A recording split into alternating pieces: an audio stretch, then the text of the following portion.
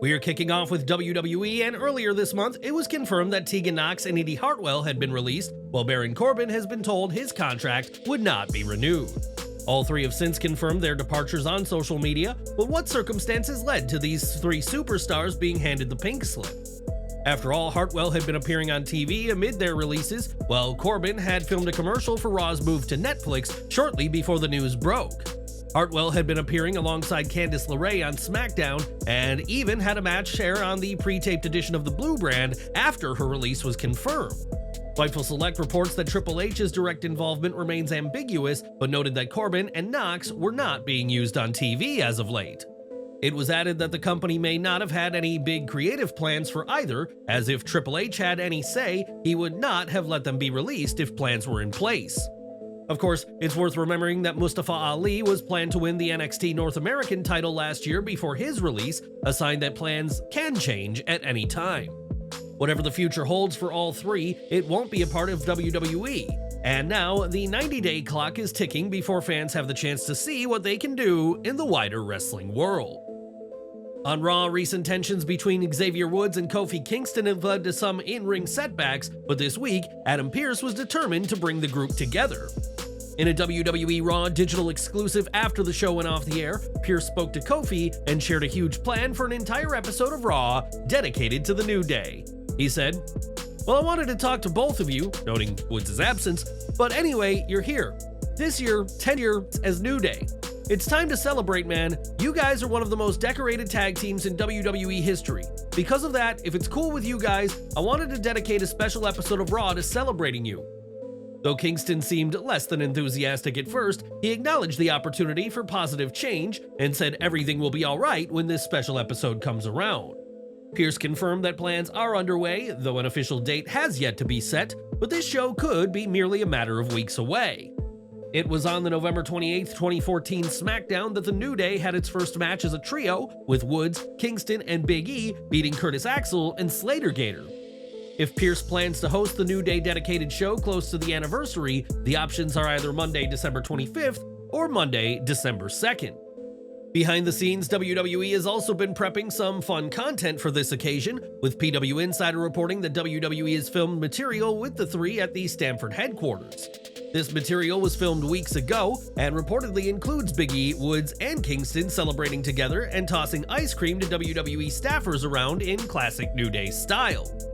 With a decade of moments, title wins, and undeniable chemistry, the New Day has cemented its place as one of WWE's most iconic tag teams of all time. This dedicated episode of Raw is shaping up to be an unforgettable tribute to the three, and fans are eager for the chance to relive their favorite moments and see what's to come. How do you think WWE should celebrate the New Day's 10th anniversary? Drop your ideas in the comments below. On this week's Raw, Sami Zayn was invited to Smackdown to hash out his issues with Jimmy Uso, as the pair are far from the same page.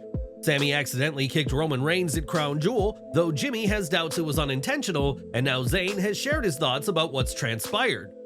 In a hilarious post, Sami shared a photo of a young Jimmy, Jay, and Roman with an image of himself edited into the throwback picture as if he were always there. Sami joked that these were simpler times, as the four men are struggling to remain on the same page given all that's happened in recent years. Solo Sikoa, on the other hand, has been united with his bloodline, and we'll have to see if Sami, Jimmy, and Reigns can bury the hatchet this Friday on SmackDown.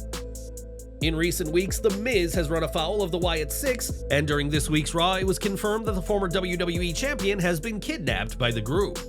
Now, the torture of The Miz has continued, as on Instagram, Eric Rowan shared a video of an unconscious Miz with a white sheep mask next to him. The word liar was written on Miz's chest, and in the post, the A-lister was accused of being a narcissist who has an excessive interest in or admiration of himself. The Miz has no shortage of enemies, and even his so-called allies in the Final Testament have been reluctant to help him out, despite their own issues with Uncle Howdy's group.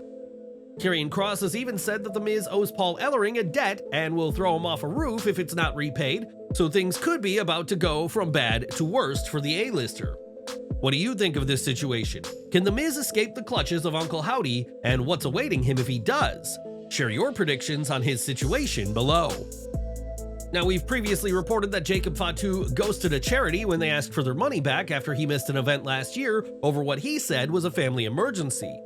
The story recently resurfaced after it was said that Fatu had still yet to repay the money, but now a positive update has come to light. Sources close to Fatu recently confirmed to Fightful Select that he had fully resolved the matter months ago and paid $2,633 to the nonprofit Jake's Network of Hope. It had been the charity that had booked Fatu for a fundraiser show before he canceled, and the charity has since acknowledged Fightful's update. Jen Harper, the charity's development director, issued a heartfelt statement saying, "In May, Jacob Fatu reached out with a heartfelt apology, initiating a meaningful dialogue that allowed us to work together with all parties involved to find solutions and fully resolve the matter." Harper also highlighted the mission of the event, which aimed to address the challenges of poverty and the costs associated with providing essential items like diapers to families in need. She also expressed gratitude to Now Wrestling, which has supported the cause by donating half of its raffle proceeds from recent events, and Fatu made a full payment in June of this year. Harper adds that this collaboration, along with the involvement of wrestling organizations and media outlets, helped bring vital attention to diaper need and poverty. It's great that this matter has been resolved and that those in need will be able to receive aid, and attention on Fatu can now return to his promising future in WWE.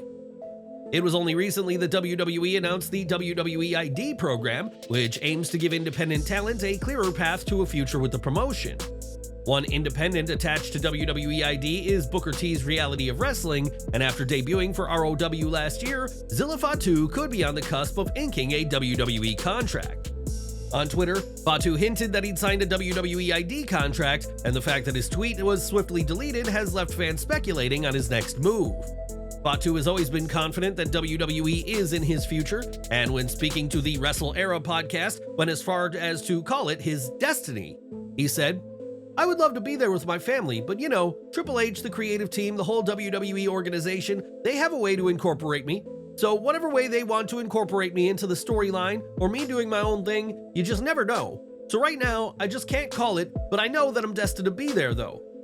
With ROW set to reveal the first WWE ID member this weekend, all attention now turns to Zilla Fatu, as his destiny could indeed be fulfilled within a matter of days. Are you excited at the prospect of Zilla Fatu joining WWE? Who would you like to see signed from the independents as part of WWE ID? Let us know down in the comments. For decades, Dunch Mantell has been a part of pro wrestling and worked under WWE in the 2010s as Zeb Coulter, but now the legendary manager is facing a health setback. On the Storytime podcast, Mantell's co-host James shared that Dutch is facing several health problems, including being hospitalized for infections and pneumonia. James also shared that Mantell suffered a broken leg in 2015, which makes it hard for him to move around, and he now uses a motorized scooter because of complications from surgery. While Dutch is recovering and back home, his wife Kathy is also very sick and has been in the hospital many times and recently had risky surgery on her bowels. Their daughter Amanda has taken time off work to care for them, putting extra stress on the family, and because of long hospital stays, Dutch and Kathy's insurance has run out. They've now had to use up most of their savings, and with less money coming in from the YouTube channel, the family are in a tough situation.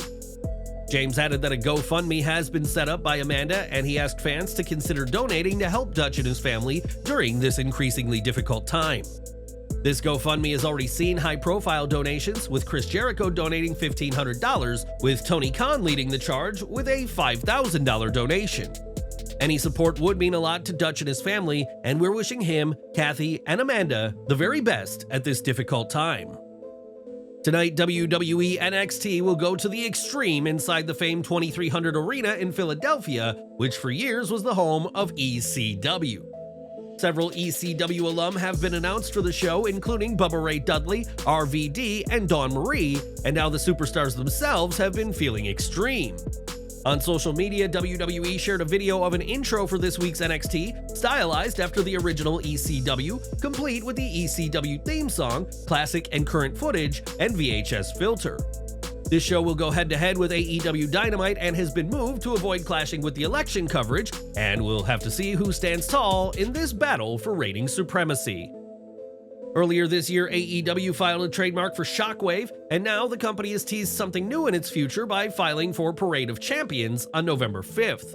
The Trademark covers a range of entertainment services, including wrestling events, multimedia programming, and live performances distributed across various platforms. The name Parade of Champions holds a special place in wrestling history, as it was used in World-Class Championship Wrestling as well as the NWA in the 1980s. This nod to the past could signal AEW's intent to celebrate wrestling's rich history while bringing a fresh approach to the concept, though how exactly it'll be used is unclear at this time. It could be a new show, a special event, or something entirely different, and fans will just have to stay tuned as more information becomes available. What are your thoughts on AEW potentially reviving the Parade of Champions name? Do you think it'll be a regular show or a special event? Let us know in the comments below. It's been 8 years since Wade Barrett last stepped into a WWE ring as a competitor, and while he's no longer active in the ring, that doesn't mean he's not ready to throw a bullhammer elbow. Speaking to Phil Johnson for AceOdds.com this week, Barrett spoke about a potential in-ring return and said if he could choose a return opponent, it would have to be Drew McIntyre. Barrett spoke about his long history with his close friend, but also recalled McIntyre saying some things to him on a recent Raw that the English commentator hasn't forgotten. While Wade downplayed the exchange, which saw Drew warn him to stay out of his feud with CM Punk, he said McIntyre is fortunate to have stopped where he did. He added, "Let's just put it this way, because if he did take one more step forward, the old bullhammer would have to come out, boom, knocked him on his ass, and perhaps that in-ring comeback would have happened by now, but I'm not clamoring for anything like that." Barrett's last match took place on the April 4th, 2016 Raw, where he teamed with Sheamus to lose to Big E and Kofi Kingston, and fans are excited at the prospect of one more match. If the former Nexus leader does compete, that'll be a decision he'll need to make with WWE CCO Triple H, and would you like to see him back in the ring? Let us know down below. In May 2020, Becky Lynch's time as Raw Women's Champion ended when she vacated the gold to Asuka before announcing shortly after that she was pregnant. Fans wouldn't see the man come around again until SummerSlam 2021, after the return of live fans, and it was the lack of a crowd during the pandemic that kept Lynch away. Speaking on the Pivot podcast, Seth Rollins spoke about his wife and said the timing of her pregnancy was perfect, as Lynch had decided she couldn't face silent WWE events. Lynch made that decision after the March 16th, 2020 Raw, which was a tribute to Stone Cold Steve Austin, and after the beer bash the pair shared was met with absolute silence. Seth said, "Stone Cold and Becky were in the ring, and they were having a beer bash and acting like they were having a great time, but there was nobody there. It was so bad, if you go back and watch it, Becky was like, I don't want to do this for however long we're going to be doing this, and we talked about having a kid, then I was like, well, if you don't want to do this, we could be here for 6 months, 7 months, 8 months, 9? We thought it was going to be a year and a half, but either way, that was the perfect time." Rollins added that talking didn't make the baby, but the timing was perfect to bring Rue into the world, and after Lynch learned she was pregnant, plans were made for a title change. Asuka was awarded the title after winning the Women's Money in the Bank contract the previous night, and Lynch would welcome her and Seth's daughter into the world in late 2020. Nowadays, Lynch is a free agent and can do what she wants, but fans are expecting to see her back in WWE eventually when the time is right for her. That being said, she's enjoying her time at home while she can, and should she return, the man can expect a huge ovation that she sorely missed in the pandemic era. In WWE, there are few superstars more loathed by fans than Dominik Mysterio and Logan Paul, who ironically were on opposing sides when the Maverick made his in-ring debut in 2022. During an episode of his Impulsive podcast with Liv Morgan, Paul said that he'd love to team with Dominik one day, and said he's even pitched the idea to Triple H. While Paul would love to draw heat with Dirty Dom, Mysterio may not be on board with the idea, judging by his comments during an appearance on the Bootleg Kev podcast. When the host spoke of Paul's natural talent, Mysterio agreed he's talented before giving a sarcastic shrug and said that the Maverick still has a lot to learn. Mysterio also spoke about how Paul needs practice before addressing how Logan has vanished since his US title loss to LA Knight, while the superstars remain constantly on the road. Mysterio isn't opposed to teaming with Paul, but clearly feels that the social media star could do much more, and what do you make of his comments? Let us know down below. Throughout her WWE run, Rhea Ripley has often been compared to Chyna, who made history in the Attitude Era by becoming the first ever female Intercontinental Champion. Fans have often wondered if Ripley will one day follow in Chyna's footsteps, given she can quite literally manhandle her male counterparts, as we've seen for years on WWE TV. Speaking to Conversations with the Wrestling Classic, Damian Priest spoke about his terror twin when asked if the pair could one day chase the World Tag Team titles. He said, "It's definitely possible. If they allow Rhea to be my partner for the World Tag Team titles, we could 100% win it. I can see us beating anybody. Right now in WWE, there's nobody I feel I can't stand toe-to-toe with, and I know she thinks the same way. For Rhea and me to win titles together, that would be huge, very meaningful. We've talked about it. At the very least, they should bring back the Mixed Match Challenge and create a title for it. A pursuit of the tag titles would put Priest and Ripley once again at odds with the Judgment Day and see them share the ring with former allies Finn Balor and JD McDonough. As for the Mixed Match Challenge, the 2 season tournaments proved to be a hit with fans and saw mixed tag teams compete in shows broadcast on Facebook Live. But what do you think? Should Ripley go after a men's title? Or should the Mixed Match Challenge be brought back with new gold? Share your thoughts down in the comments. It was at All Out 2022 that CM Punk would forever reshape his relationship with AEW with his post-match comments and the backstage brawl with the Elite after the scrum. Kenny Omega was a part of that backstage fight, and during the recent New Japan Power Struggle event, the Cleaner had a sense of deja vu as he had an altercation with Gabe Kidd. This altercation was a planned part of the show, but when speaking to Tokyo Sports, Omega discussed the incident and took aim at CM Punk. He said, "Kidd suddenly pushed me and took a fighting stance. I immediately remembered the incident that happened at AEW. I won't say his name, but I thought that Gabe was unfit to be a professional, just like that guy. He said a lot of bad things about AEW, but that's irrelevant now. For now, I can't trust Gabe." It'll be interesting to see if Punk responds to these comments, as for the most part, Punk has put AEW's controversies behind him now that he's part of WWE. As for Omega, he appears to be closing in on his in-ring return, and while he may still have some choice words for Punk, don't expect a match between the two, despite these comments. As mentioned, this week's edition of NXT will be at the ECW Arena and chock full of ECW alum, but this week an icon from WCW shared their plans to appear for the Silver brand. On his Click This podcast, Kevin Nash said that while he won't be at this Wednesday's show, he's confident he's going to be going to NXT this December. Nash didn't confirm if his appearance would be on screen or a behind-the-scenes visit, but his tease has left fans interested to see what he does with the brand. At this time, WWE hasn't made any announcements about Nash's involvement in future NXT episodes, but he was backstage at this year's SummerSlam in Cleveland, Ohio. Are you excited about the possibility of seeing Kevin Nash in NXT? What kind of role would you like to see him play? Please share your thoughts and feedback in the comments section below. As for this week's show, expectations are high for the event, which has been moved to Wednesday to avoid competition with coverage of the US presidential election. Now fans have another reason to tune in, as on Twitter, it was announced that NXT GM Ava will have an announcement to make during the show.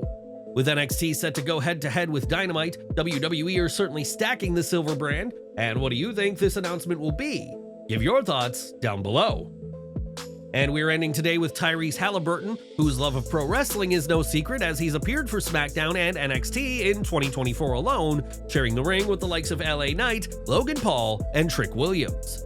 In those respective segments, Haliburton brought an energy and excitement to his appearances, and fans could be seeing him again within a handful of months. While speaking to Landon Buford, the Indiana Pacers star was asked about a possible appearance at the 2025 Royal Rumble, and Tyrese said fans might see him there. The show will be the start of WWE's groundbreaking partnership with the Indiana Sports Corp, and see the event hosted on February 1st at Lucas Oil Stadium. Whether Haliburton is in the crowd or possibly in the men's match, this potential involvement could be a huge deal, as the road to WrestleMania could have some serious star power next year.